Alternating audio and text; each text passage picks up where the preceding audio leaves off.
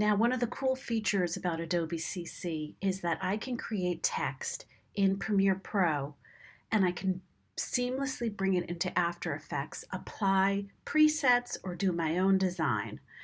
And that animation will happen on your text. So here you see I created a text and then I added typewriter effect. To do this, you need to create your text in Premiere, click on the text tool,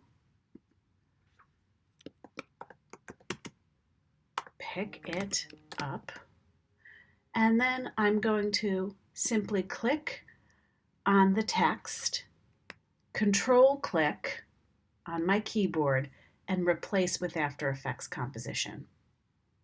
Now in After Effects, I have to select, and then I'm going to go to Browse Presets if I'm going to use an animation that's already preset for me. And let me look in tracking. I'm going to do this magnify. And then when I play it,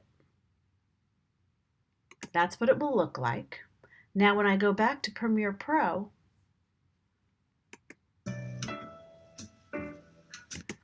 the same animation gets applied to that text that you created in Premiere Pro.